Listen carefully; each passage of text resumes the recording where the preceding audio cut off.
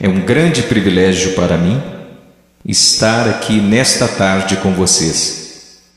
Antes de começarmos a falar qualquer coisa, eu gostaria de ir ao Senhor em oração. E eu vou pedir que você ore. Tem tanta coisa acontecendo aqui nesta tarde, tanta coisa que você não entende. Mas eu lhes direi de onde eu estou vindo. Eu pregarei como moribundo, para homens moribundos, e mulheres e jovens. E eu vou pregar como se eu nunca mais fosse pregar novamente. E eu lhes direi coisas que vocês irão entender errado.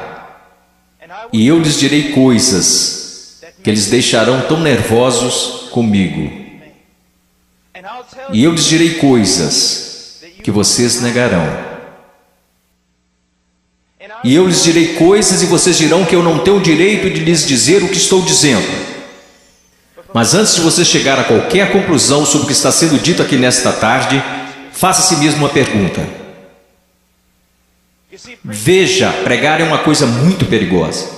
É perigoso para mim, pois a Bíblia diz que sobre falsos mestres virá grande condenação.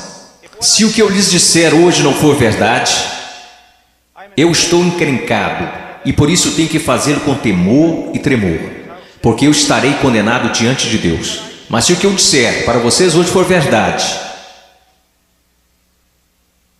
então são vocês que têm motivo para temer e tremer.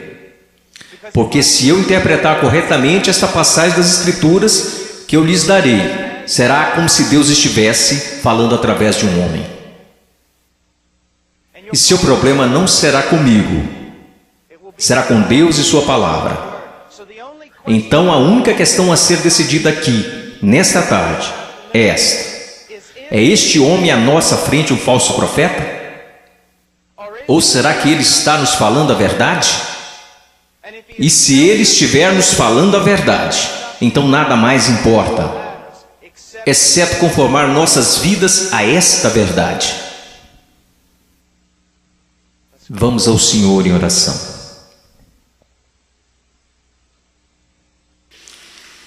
Pai,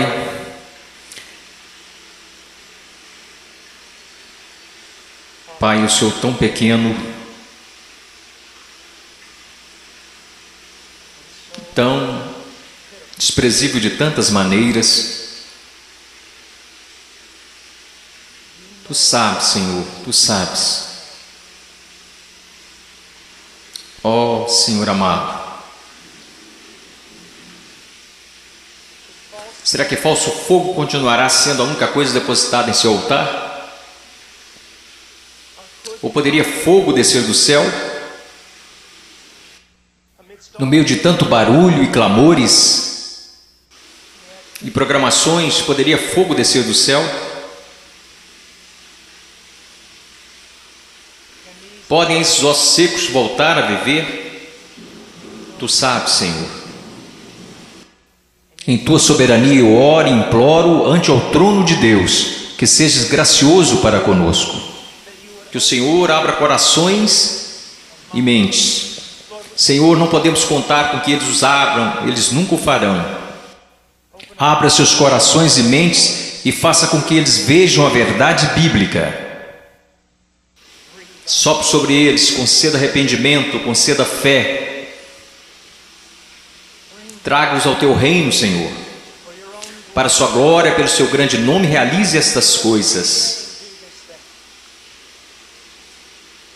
Senhor, como o irmão falava, que seja, Senhor, de tal forma que nenhum homem obtenha crédito, que nenhum homem ponha a mão na arca do Senhor e se pôr que caia morto, Senhor. Ó Deus, faça-se presente entre nós, por favor, pois não temos outra esperança, não temos nenhuma outra esperança. Estas crianças não têm outra esperança, a não ser que o Senhor haja. Amém. Estarei ensinando em Mateus capítulo 7. Se vocês têm suas Bíblias, sigam-me. Mateus capítulo 7, versículo 3, Jesus disse: entrai pela porta estreita, porque larga é a porta, espaçoso o caminho que conduz à perdição, e muitos são os que entram por ela. E porque estreita é a porta e apertado o caminho que leva à vida, e poucos há que a encontrem. Acautelai-vos, porém, dos falsos profetas que vêm até vós vestidos como ovelhas, mas interiormente são lobos devoradores. Por seus frutos conhecereis. Porventura colhem-se uvas dos pinheiros ou figos dos abrolhos? Assim toda árvore boa produz bons frutos, e toda árvore má produz frutos maus. Não pode a árvore boa dar maus frutos, nem a árvore má dar frutos bons. Toda árvore que não dá bom fruto corta-se e lança-se no fogo. Portanto, pelos seus frutos os conhecereis. Nem todo que me diz, Senhor, Senhor, entrará no reino dos céus, mas aquele que faz a vontade de meu Pai que está nos céus. Muitos me dirão naquele dia: Senhor, Senhor, não profetizamos nós em teu nome, e em teu nome não expulsamos demônios, e em teu nome não fizemos muitas maravilhas? E então lhes direi abertamente: nunca vos conheci. Apartai-vos de mim, vós que praticais a iniquidade. Todo aquele, pois, que escuta estas minhas palavras e as pratica, semelhá-lo-ei ao homem prudente, que edificou sua casa sobre a rocha, e desceu a chuva e correram rios, e assopraram ventos e combateram aquela casa, e não caiu, porque estava edificada sobre a rocha. E aquele que ouve estas minhas palavras e não as cumpre, compará-lo-ei a um homem sensato, que edificou a sua casa sobre a areia. Desceu a chuva, correram rios e assopraram ventos, e combateram aquela casa, e caiu, e foi grande a sua queda. Eu estou aqui hoje. Eu não estou preocupado no meu coração com a sua autoestima. Eu não estou preocupado no meu coração se você se sente bem consigo mesmo, se a vida está do jeito que você queria, ou se a sua conta bancária está no verde. Só tem uma coisa que me tirou o sono. Só tem uma coisa que me preocupou durante a manhã toda, e é isto: em 100 anos, a maioria das pessoas neste prédio possivelmente estarão no inferno. E muitos que até mesmo professam Jesus Cristo como Senhor passarão a eternidade no inferno. E você diz: pastor, como você pode dizer uma coisa como esta? Eu posso dizer uma coisa como esta, pois eu não realizo meu ministério na América. Eu prego a maior parte do tempo na América do Sul, África e leste europeu. E eu quero que você saiba que quando olham para o cristianismo americano, ele é mais baseado em uma cultura sem Deus do que na palavra de Deus. E tantas pessoas são enganadas, e tantos jovens são enganados, e tantos adultos são enganados em crer que por terem feito uma oração uma vez em suas vidas, eles irão para o céu. E então, quando eles olham ao redor e veem outros que confessam a Cristo, e veem essas pessoas tão mundanas quanto o mundo, e comparam-se uns com os outros, nada perturba seus corações. Eles pensam: bem, eu sou igual à maioria do meu grupo de jovens. Eu vejo coisas que não deveria ver na TV e rio das coisas que Deus odeia. Eu uso roupas sensuais. Eu falo como o mundo, eu ando como o mundo, eu amo a música do mundo. Eu amo tanto essas coisas do mundo, mas graças a Deus eu sou um cristão. Porque eu sou um cristão, eu não pareço diferente da maioria das pessoas da minha igreja. Porque eu sou cristão? Porque houve uma vez na minha vida que eu fiz uma oração e pedi para Jesus entrar no meu coração. Eu quero que você saiba que a maior heresia na igreja evangélica protestante americana é que se você orar e pedir para Jesus Cristo entrar no seu coração, Ele definitivamente entrará. Vocês não encontrarão isso em nenhum lugar das Escrituras. Vocês não encontrarão isso na história batista até 50 anos atrás. O que vocês precisam saber é que a salvação é pela fé, e fé somente em Jesus Cristo. E a fé somente em Jesus Cristo é precedida e seguida por arrependimento, um abandono do pecado, um ódio pelas coisas que Deus odeia, e um amor pelas coisas que Deus ama, um crescimento em santidade e um desejo, não de ser como a Britney Spears, não de ser como o mundo, e não de ser como a maioria dos cristãos americanos, mas de ser como Jesus Cristo.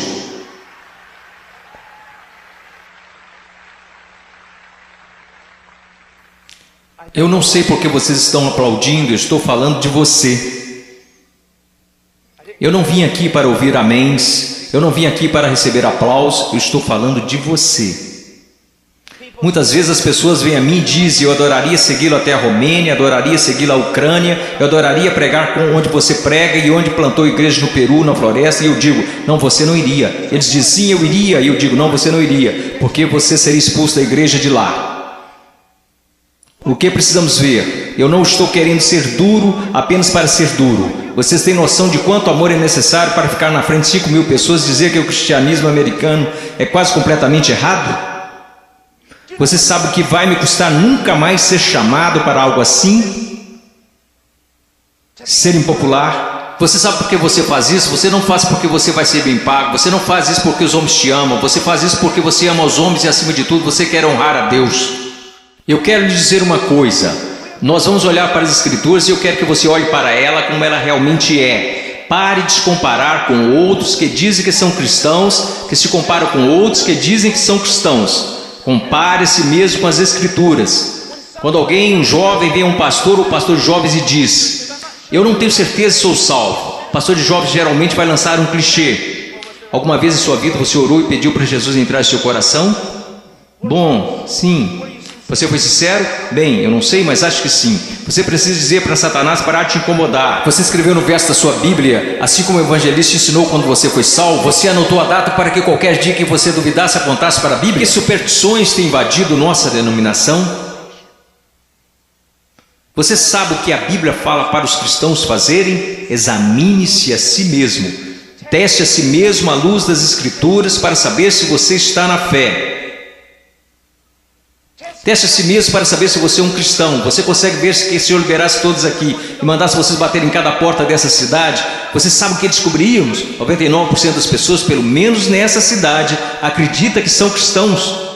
Se você voltar para a sua cidade natal e bater em cada porta de cada casa, porque eu voltei para a minha cidade natal, quando fiz salvo e bati em cada porta, e você sabe o que eu descobri? Todo mundo na minha cidade é um cristão.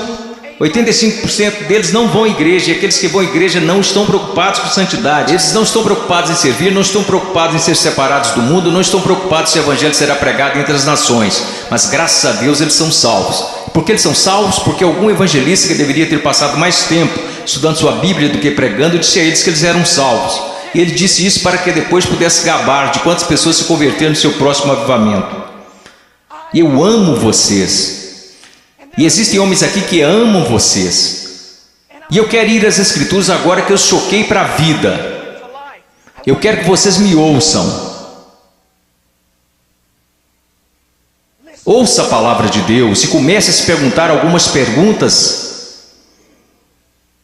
Antes de tudo, entrai pela porta estreita, porque larga é a porta, espaçoso o caminho que conduz à perdição, e muitos são os que entram por ela. Existe uma porta estreita.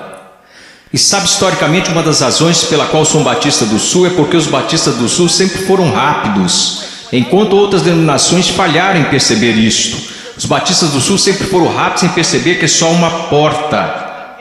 Só há um Deus. Só há um mediador entre Deus e os homens. Seu nome é Jesus Cristo, e não é uma questão de múltipla escolha. Não é como se todos os caminhos levassem a Roma. Como denominação, nós sempre ensinamos às pessoas o que Jesus ensinou às pessoas. Eu sou o caminho, a verdade e a vida, e ninguém vê ao Pai senão por mim. Então eu louvo a Deus por isso, que a única forma que qualquer ser humano nesta terra será salvo é por meio de Jesus Cristo. E ponto final. Porque você precisa entender que a Bíblia diz: todos pecaram e destituídos estão da glória de Deus, e vocês não têm ideia do que isso significa, que nascemos totalmente depravados, odiando a Deus, que nós nunca buscaríamos a Deus, nunca iríamos a Deus, nós nos rebelamos contra Deus, quebrando toda a lei. Não é só uma questão de que você já pecou, a questão é: você nunca fez nada além de pecar.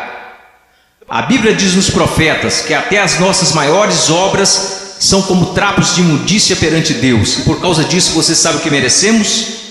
A ira de Deus, o ódio santo de Deus. E vocês dizem: espere um pouco, Deus não pode odiar ninguém, Deus é amor. Não, meu amigo, você precisa entender uma coisa: Jesus Cristo ensinou, os profetas ensinaram, os apóstolos ensinaram isto, que a não ser a graça de Deus revelada em Jesus Cristo, nosso Senhor, a única coisa que resta para você é a ira, a violenta ira de Deus. E por causa de sua rebelião e de seus pecados.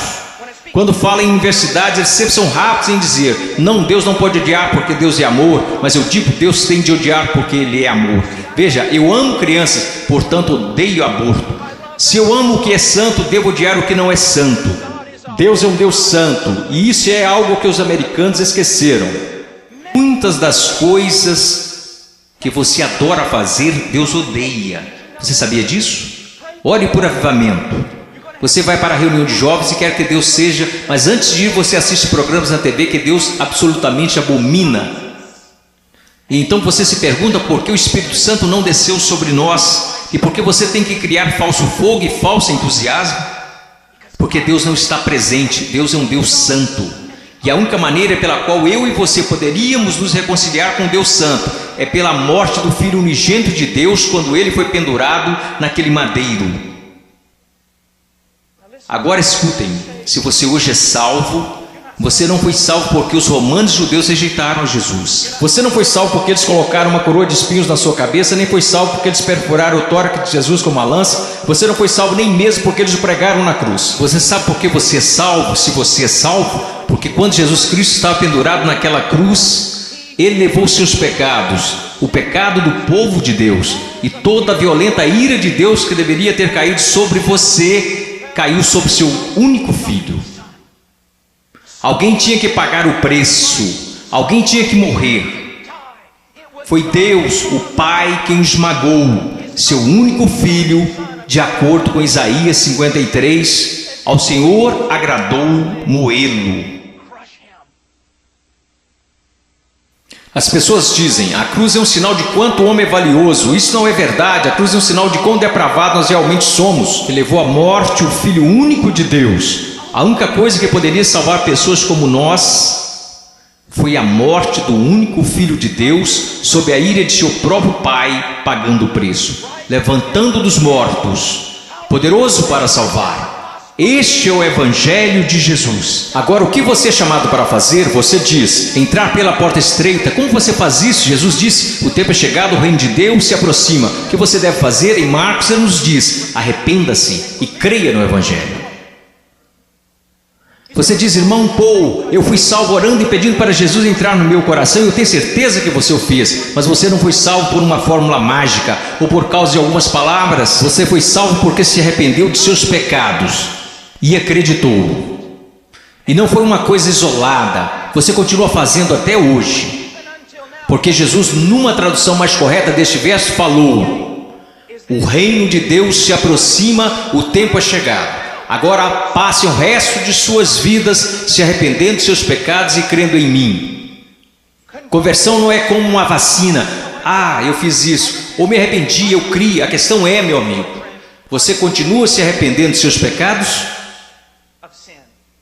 Você continua crendo? Porque aquele que começou boa obra em vocês também a terminará. Ele terminará. Nós, os batistas do Sul, pregamos que você deve ir por essa única porta, que é Jesus Cristo. Mas nós, batistas do Sul, esquecemos algo. E eu quero que pastores de jovens e outros líderes escutem-me, pois nós esquecemos um ensinamento muito importante do Evangelho. Diz que não só a porta é estreita, mas o caminho também é estreito. O que basicamente fazemos é conduzir uma pessoa a Cristo ou conduzimos alguém a uma oração. E aí essa pessoa passa o resto da vida vivendo igual ao mundo. Se você quiser negar isso, eu posso trazer as estatísticas para te provar. Várias pesquisas, censos, qualquer tipo de pesquisa que você pensar. Quando elas questionam a moralidade da igreja nos Estados Unidos da América, em comparação com a moralidade daqueles que se consideram perdidos, as pesquisas não acham diferenças.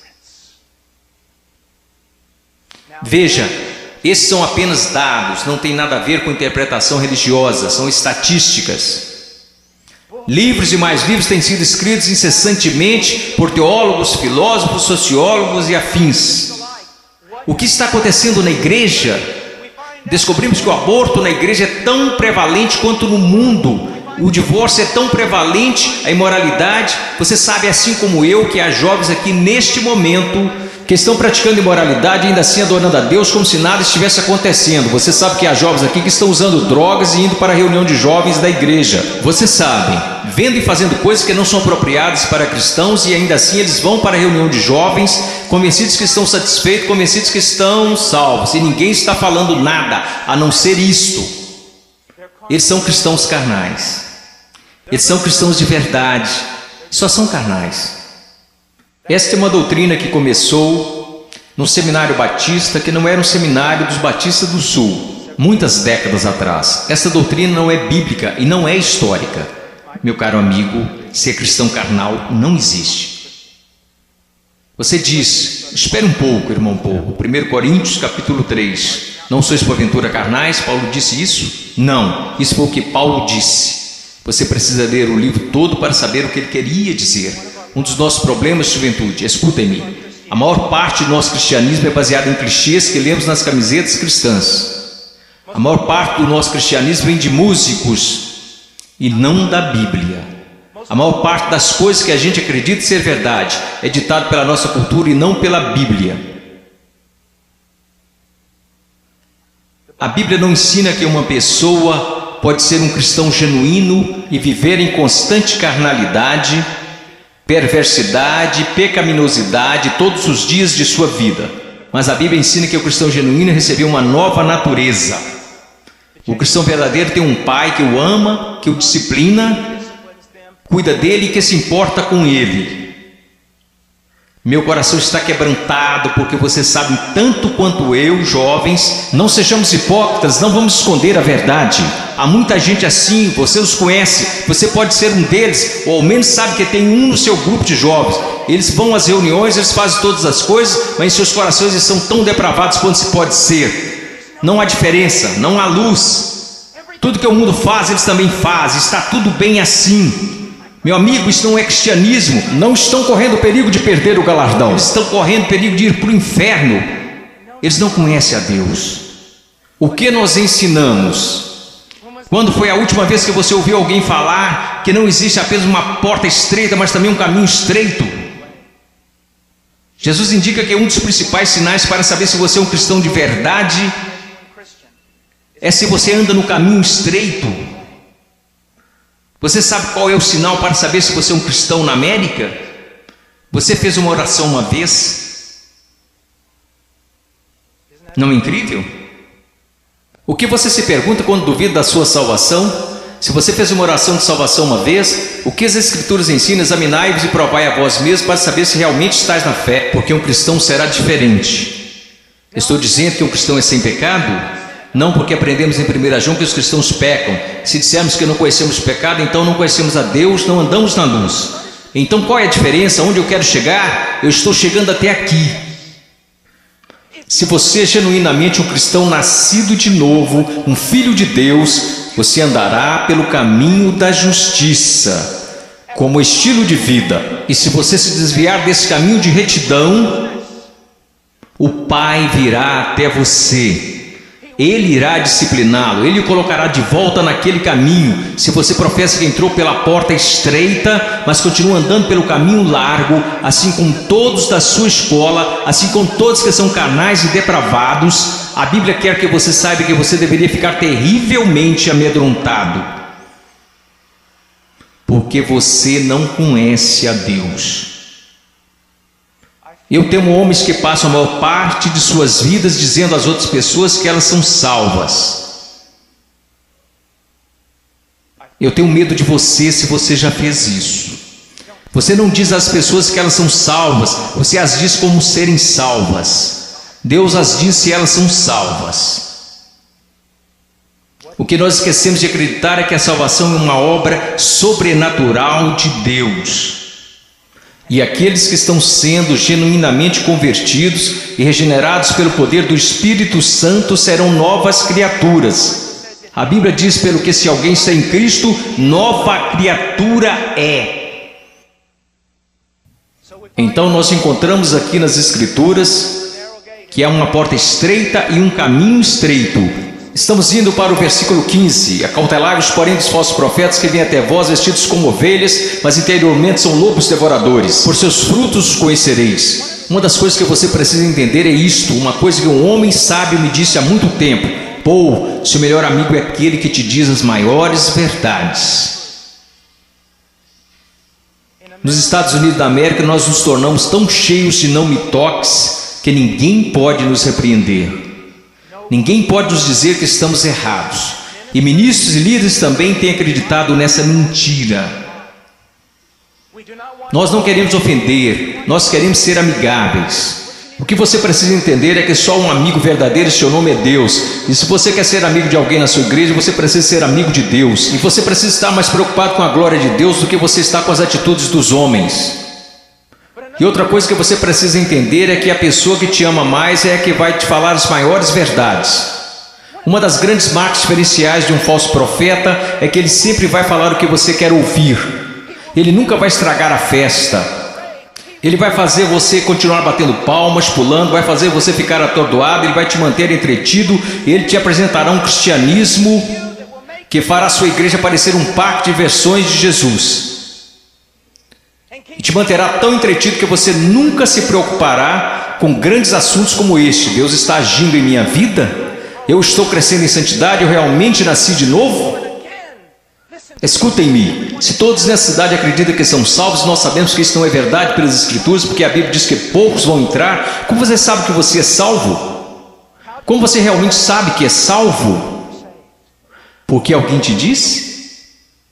Porque você fez uma oração? Porque você acreditou? Deixe-me te perguntar, como você sabe que acredita? Porque todo mundo diz que acredita. Como você sabe que não é igual a eles? Você sabe como a Bíblia ensina que você sabe se é salvo? Você sabe como a doutrina batista até 50 anos atrás diria que você sabe que é salvo? Você sabe que foi salvo porque sua vida está num processo de transformação. E seu estilo de vida é de alguém que anda nos caminhos da verdade do Senhor. E quando você para de andar nos caminhos da desobediência, como todos nós fazemos, Deus vem até você e te põe de volta no caminho. Uma das maiores evidências que você nasceu de novo é que Deus não permitirá que você fale como sua carne quer falar. Deus não permitirá que você se vista como o mundo sensual e a igreja sensual. Permite que você se vista. Deus não permitirá que você ande como o mundo, cheire como o mundo, fale como o mundo, escute as coisas que o mundo escuta. Deus fará diferença na sua vida. Diz aqui, ao continuarmos, versículo 17. Então todos, quero dizer, vamos ao versículo 16. Você os conhecerá pelos seus frutos. Como você reconhece um falso profeta? E uma aplicação mais ampla aqui nas Escrituras. E como você sabe que alguém é um cristão genuíno? Pelos seus frutos. Pelos seus frutos, meus amigos.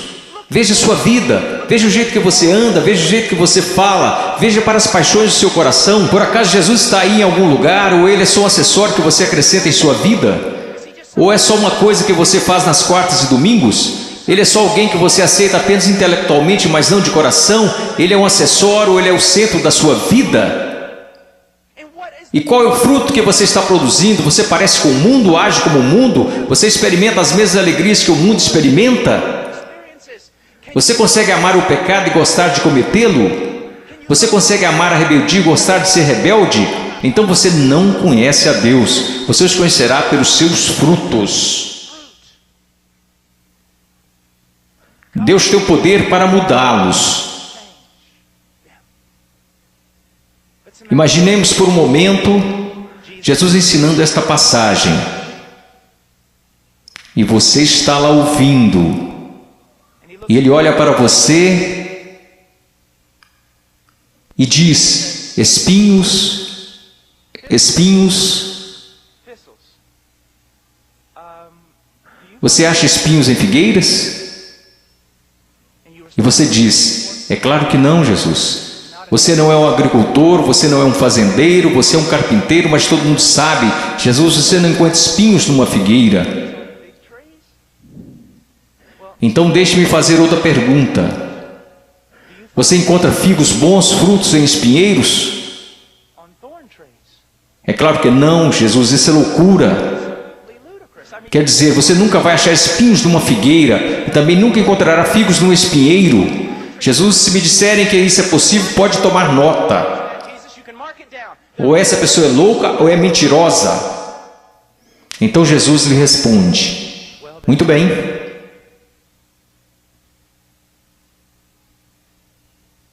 Aqueles que se dizem meus discípulos, mas dão maus frutos, não seria o mesmo que dizer que ou eles estão mentindo, ou que estão loucos em fazer tal afirmação?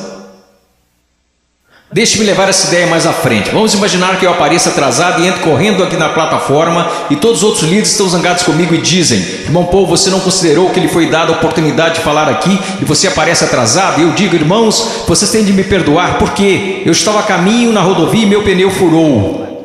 E eu estava trocando o pneu e enquanto isso a porca da roda saiu. E eu não estava prestando atenção, então eu corri para pegar a porca da roda. Assim que eu a peguei no meio da rodovia, eu levantei, tinha um caminhão de carga de 30 toneladas vindo a uns 200 km por hora, uns 10 metros à minha frente. E aí ele me atropelou e é por isso que eu estou atrasado.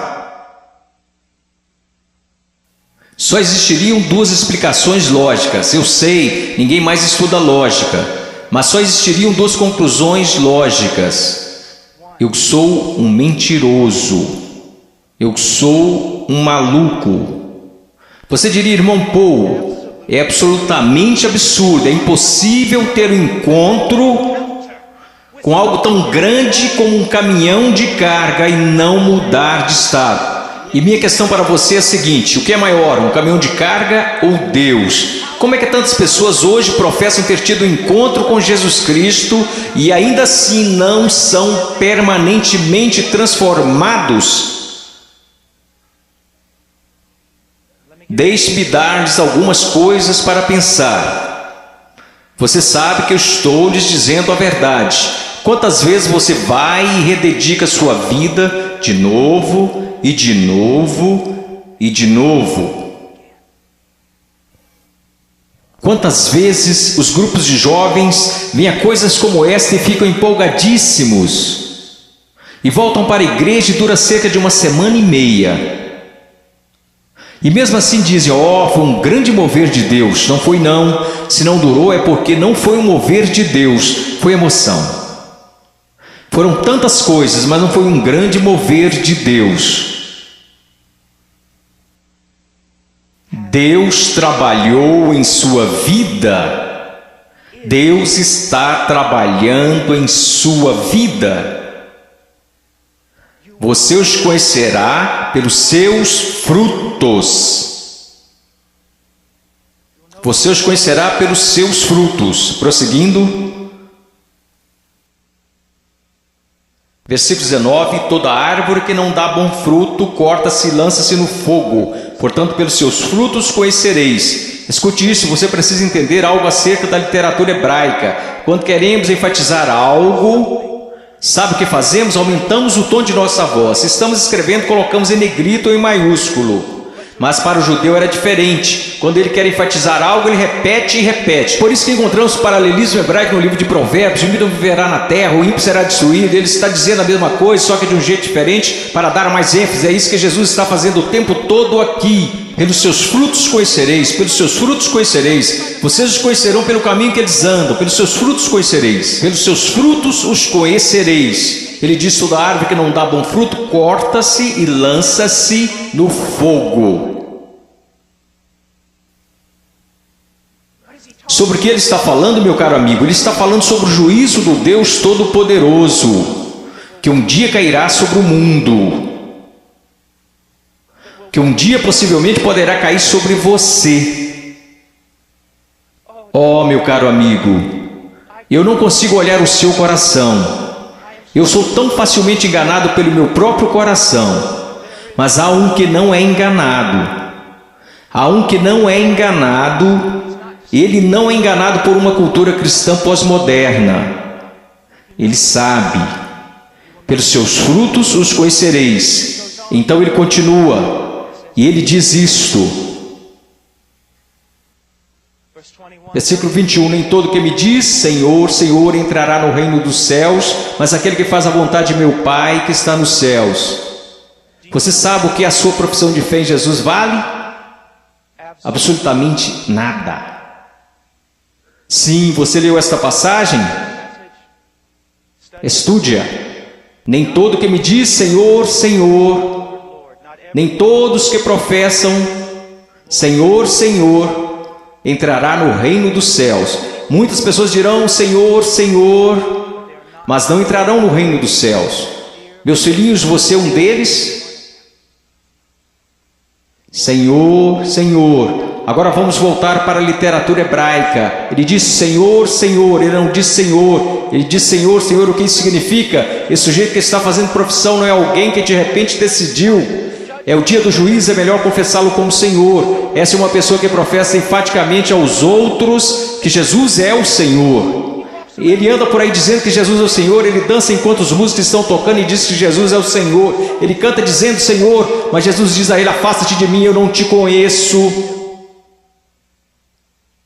Billy Graham é uma das pessoas mais amáveis e bondosas. E ainda assim ele diz que a maioria das pessoas das igrejas confessionais estão perdidas. Ele diz que ficaria feliz se ao menos 5% das pessoas que fizeram uma profissão de fé em suas cruzadas evangelísticas fossem de fato salvas.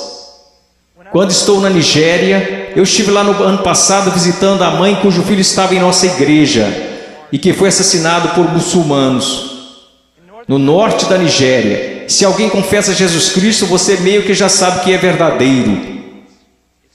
Por quê? Porque eles podem morrer por causa dessa confissão. Mas na América, considere os custos. Pense, examine a sua vida à luz das Escrituras. Você conhece o Senhor. Você conhece o Senhor? Porque nem todo que me diz Senhor, Senhor entrará no reino dos céus. Mas o que ele diz aqui, veja o que ele está dizendo. Nem todo que me diz Senhor, Senhor entrará no reino dos céus, mas aquele que faz a vontade de meu Pai que está nos céus.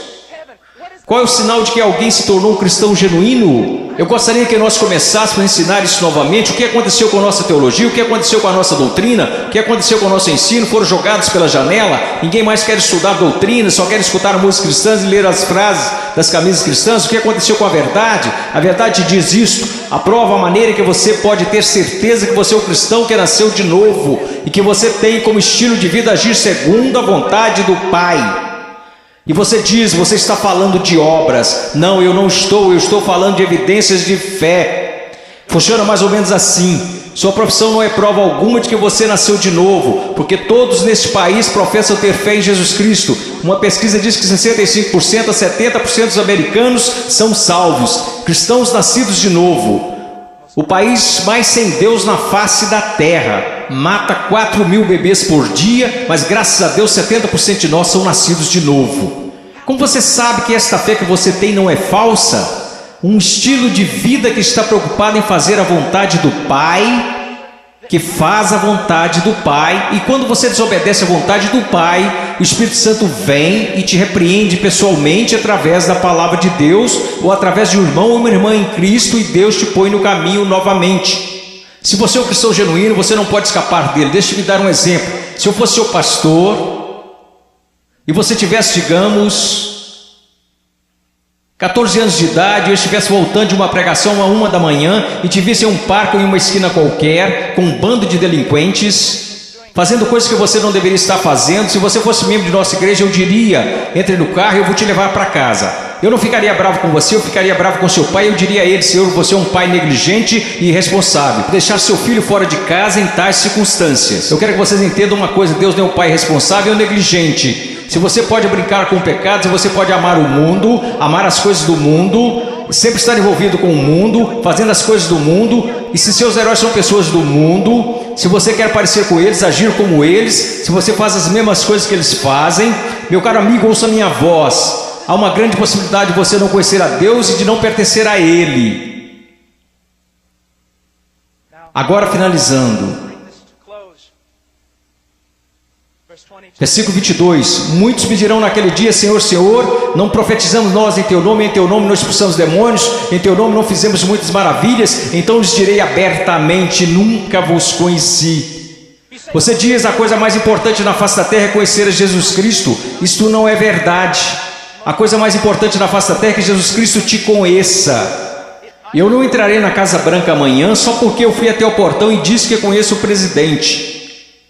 Mas eles me deixarão entrar se o presidente falar: eu conheço Paul Washer. Você pode professar conhecer a Jesus, mas a minha pergunta para você é: você conhece a Jesus? Jesus te conhece?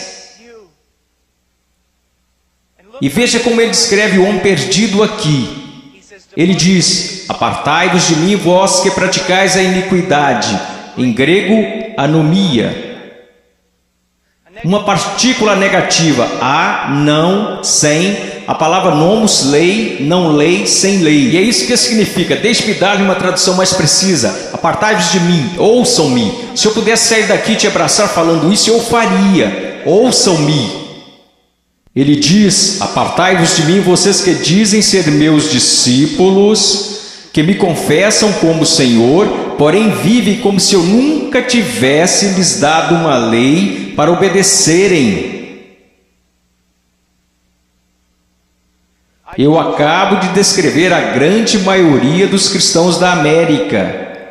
Se alguém começa a falar de lei, se alguém começa a falar de princípios bíblicos, sobre o que devemos fazer e o que não devemos fazer, como devemos viver e como não devemos viver, todos começam a exclamar: legalista, legalista. Mas Jesus disse: apartai-vos de mim, vocês que viveram, me chamaram de Senhor, contudo viveram como se eu nunca tivesse lhes dado uma lei para seguirem. Na cristandade americana disse: passe pela porta, louve a Deus, viva como o resto do mundo, tudo bem, você só é um cristão carnal e talvez volte um dia. Você sabe o que acontece por causa do nosso péssimo evangelismo? Nós temos milhões de crianças salvas na ZBF, e quando fazem 15 anos eles entram no mundo, e a maioria deles vive como demônios.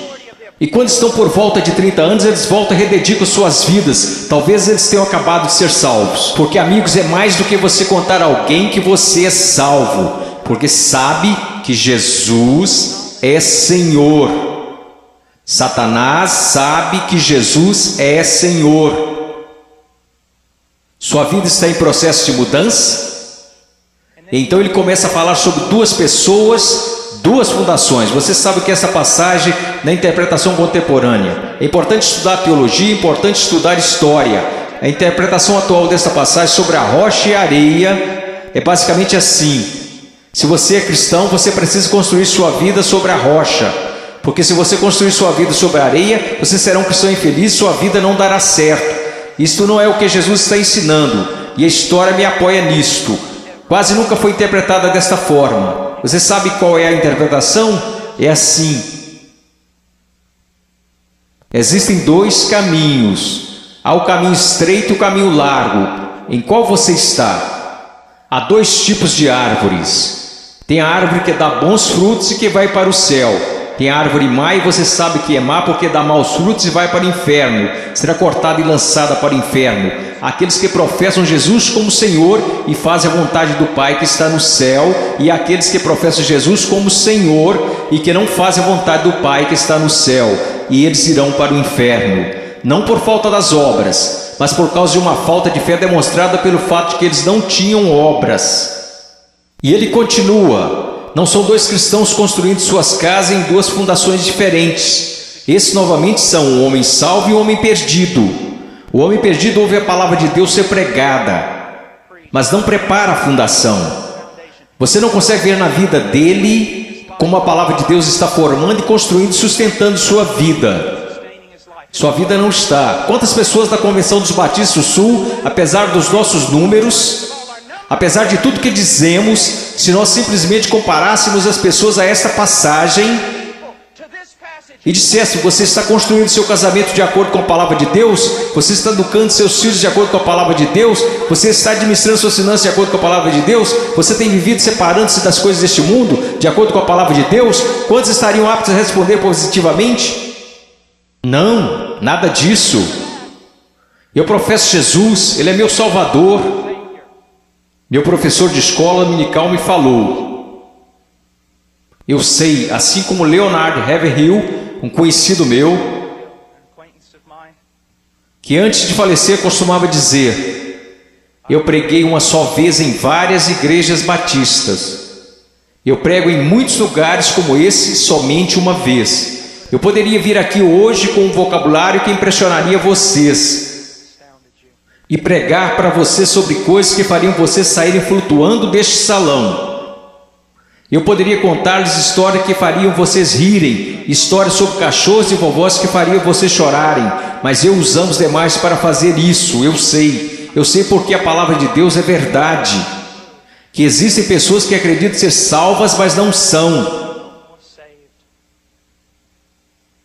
Não são. Eu sei que alguns de vocês que olham ao redor e pensam: bem, eu sou salvo, quer dizer, eu pareço com todo mundo do meu grupo de jovem. O que faz você pensar que o seu grupo é salvo? Bem, eu sou como meus pais, ou eu sou como os adultos da minha igreja, ou os diáconos ou pastores, de quem isso importa? Você não será julgado por eles no dia da vinda de Cristo. Minha pergunta para você, querido, minha pergunta para você, meu filhinho, quero dizer, vocês poderiam ser meus filhos. E eu oro para que um dia, quando meu filho crescer, que haja um pregador que fique diante dele e diga: basta, vamos nos focar. O que a palavra de Deus diz? A sua vida se apresentará diante do fogo ardente, que é a santidade de Deus no dia final. Amada, preciosa menina, amado, precioso jovem, no dia final a sua confissão permanecerá verdadeira. Você é salvo. E eu não estou falando de bem, eu acho que sou salvo. Sabe, é o caminho que ao homem parece direito, mas o fim deles são os caminhos da morte. Bem, eu sinto do fundo do meu coração que sou salvo. Então deixa eu fazer outra pergunta: você alguma vez já leu Que Enganou Seu Coração? Quem o conhecerá? Você não deveria ir ao testemunho das Escrituras? Bem, eu sei que eu sou salvo, pois minha mãe, meu pai, meu pastor, todos me disseram que sou salvo. Então eu te digo isto: o que a palavra de Deus te diz? Nós falamos tanto sobre ser cristãos radicais. Cristãos radicais não são pessoas que pulam em shows. Cristãos radicais não são pessoas que usam camisas gospel. Cristãos radicais são aqueles que carregam os frutos do Espírito Santo. Cristãos radicais são aqueles que respeitam e honram seus pais, mesmo quando sentem que seus pais estão errados. Cristãos radicais são aqueles que não... Agora escutem, isso vai deixá-los irados. E eu estou falando com garotos e garotas. Cristãos radicais são aqueles que não se vestem sensualmente para mostrar seus corpos. Se sua vestimenta é um chamariz apenas para o seu rosto, Deus se agrada da sua vestimenta. Sua vestimenta é um chamariz para o seu corpo, isso é sensual e Deus odeia o que você está fazendo. Todo mundo gosta de falar sobre um profeta, mas ninguém quer escutá-lo. E eu estou falando sobre cristianismo. Eu passei minha vida em selvas, eu passei minha vida congelando nos Andes, eu vi pessoas morrerem. Um garotinho, Andrew Myman, os muçulmanos atiraram 5 vezes o seu estômago e o deixaram morrer na calçada, simplesmente porque ele exclamava: eu estou com tanto medo, mas eu não posso negar a Jesus Cristo. Por favor, não me matem, mas eu não negarei. E ele morreu numa poça de sangue. E vocês falam sobre ser cristãos radicais porque vocês usam camisas gospel e vão a um congresso? Eu estou falando sobre santidade, eu estou falando sobre ser cheio de Deus. Você sabe o que seria mover de Deus neste local? Se todos vocês caíssem sob convicção de pecado, se eu mesmo caísse sob convicção pelo Espírito Santo e nos prostrássemos e chorássemos, pois assistimos coisas que Deus odeia.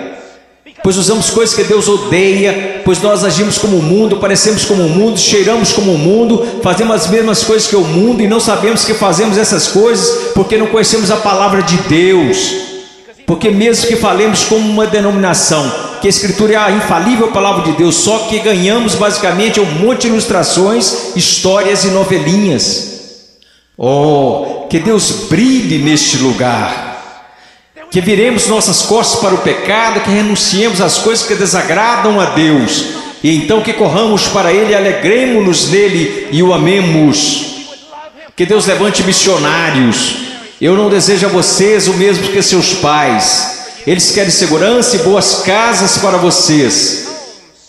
Eles querem que vocês tenham carros e respeito. Eu quero para vocês as mesmas coisas que quero para o meu filho, que um dia ele pegue uma bandeira, a bandeira de Jesus Cristo, e coloque-a num monte onde ninguém esteve antes, e que eles clame: Jesus Cristo é Senhor, mesmo que isso custe a sua vida.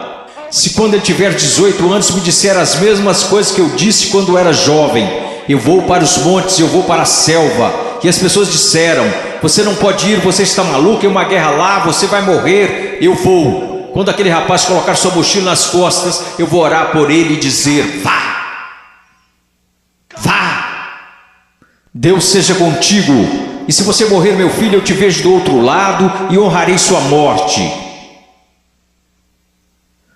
Oh Deus, vamos orar, vamos orar. Oh Deus, eu não me importo com reputação, eu não me importo com o que os homens pensam. Eu quero que o Senhor seja honrado, eu quero que esses jovens sejam salvos. Eu quero que os salvos parem de olhar para um cristianismo cultural, que o Senhor odeia e que cuspirá fora de sua boca, e que eles olhem para a sua palavra e digam: eu seguirei a Jesus. Deus, eu oro pelos ministérios de jovens e pastores, e oro para que o Senhor os encha com espírito de sabedoria, amor e coragem e discernimento, e querido Deus, custe o que custar, eu oro para que o Senhor levante missionários. Ao olhar para esses garotos, eu não posso evitar de pensar no meu filhinho. Oh Deus, que o Senhor salve o Ian, e que eu levante e o mande para a pior parte da batalha.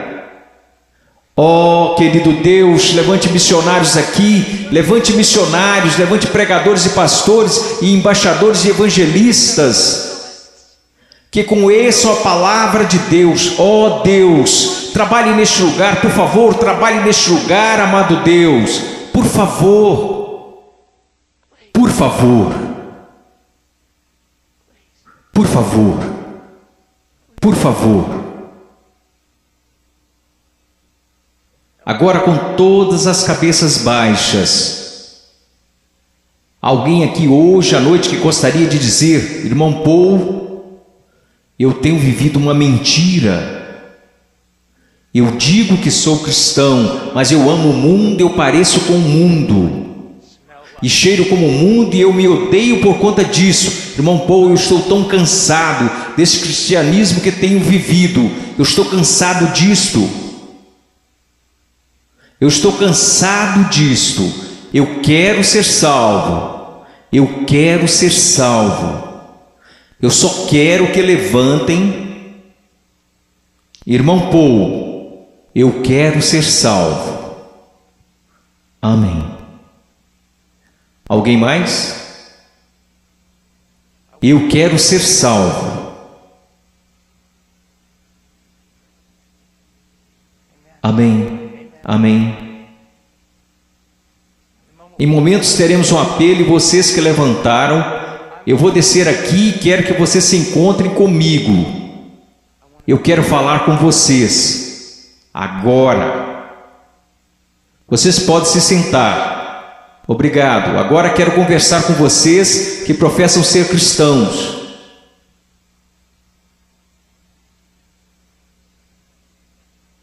Sua vida honra a Jesus Cristo? Você está olhando em sua palavra para descobrir como deve viver? Eu oro de todo o coração. A única coisa que irá salvar a igreja na América, só há duas possibilidades. Uma é uma reforma total em nossas pregações e nosso estudo da palavra de Deus, e a outra é uma perseguição feroz e horripilante. Essa é a única coisa que irá salvar a igreja na América. Eu oro para que vocês retornem à palavra. Eu oro. Ouçam-me, jovens, vocês precisam dizer: ok, como eu devo proceder perante meus pais? Vá à palavra, descubra, obedeça. Como devo me vestir? Vá à palavra, descubra, obedeça. Como devo falar? O que devo escutar? Ponha cada pensamento, palavra e ato em sujeição a Jesus Cristo.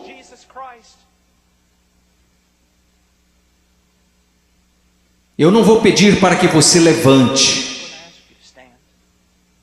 porque eu estou tão cansado de pessoas virem à frente e assumirem o compromisso, e esse compromisso durar apenas 2 minutos. Eu não estou aqui para poder escrever na minha revista que zilhões de vocês vieram à frente. Eu quero que você vá para casa e viva para Jesus Cristo com todo o seu coração.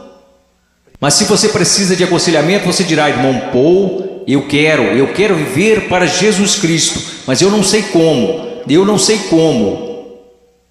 Em minutos nós iremos fazer um convite e eu quero que você venha à frente, não para assumir um compromisso. Se quiser assumir algum compromisso, faça isso daí de onde está sentado. Se precisa contar a alguém, vá contar ao seu pastor, vá contar ao seu pastor de jovens, e quer saber, nós saberemos se esse compromisso irá durar. Quer saber como? Porque irá durar. Nós saberemos se foi de Deus. Deixe-me contar-lhes uma coisa: se você tomou a decisão de seguir a Jesus Cristo, se você tomou a decisão para ser salvo nesses 2 últimos dias, eu quero dizer algo: se você foi genuíno, durará. Se daqui a algumas semanas você voltar direto ao mundo, viver como o mundo, agir como o mundo, quero que você saiba de uma coisa: você não entendeu nada aqui neste final de semana, você foi emotivo, apenas isto. Se você realmente ganhou algo do Senhor, eu quero que você saiba, isso durará. E ainda que você tente correr disto, você não vai conseguir.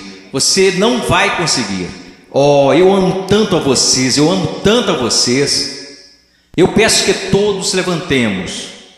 Se você precisa de aconselhamento acerca de uma decisão que fez, mas que não está clara, eu quero que você venha à frente e eu vou descer aqui. Vocês que levantaram, houve muitos de vocês aí que disseram: eu preciso conhecer a Jesus Cristo.